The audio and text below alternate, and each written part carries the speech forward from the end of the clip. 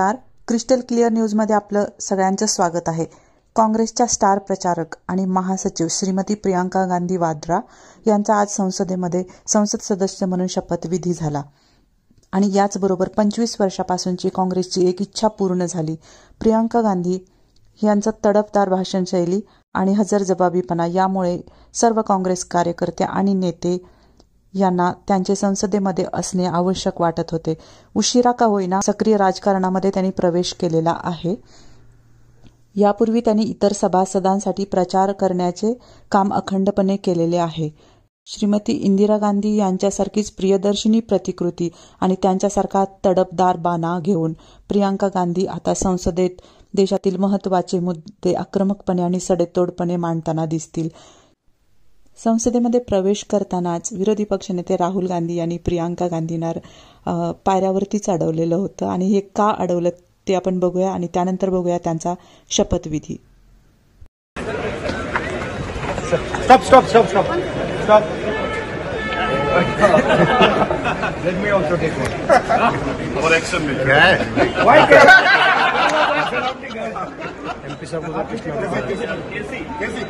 Please. I'm here.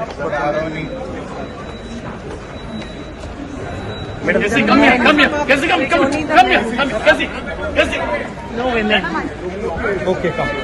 Yes.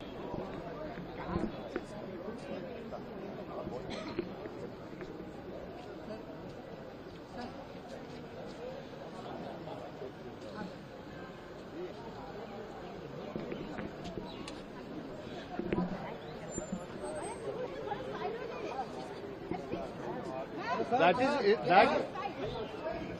एक minute तो side में।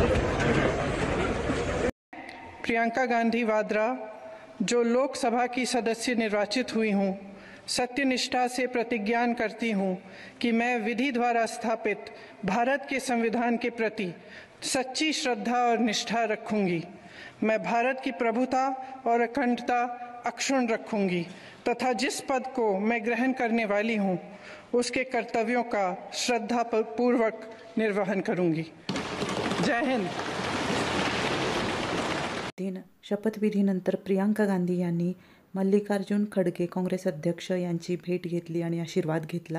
याचबरोबर संसदेमध्ये प्रियांका गांधी, सोनिया गांधी आणि राहुल गांधी हे एकाच कुटुंबातले तिघे जण आपल्याला बघायला मिळणार आहेत। की राज्यसभेच्या मेंबर आहेत सोनिया गांधी आणि राहुल आणि प्रियांका गांधी हे लोकसभेचे मेंबर आहेत। याचबरोबर गांधी नेहरू परिवारातील ही 11वी पिढी आता संसदेमध्ये आहे असं आपल्याला म्हणता येईल।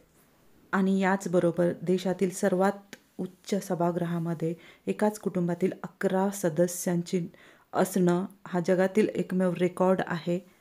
हे फक्त भारतातच शक्य झालेलं आहे आणि हे गांधी नेहरू परिवारात झालेलं आहे। धन्यवाद।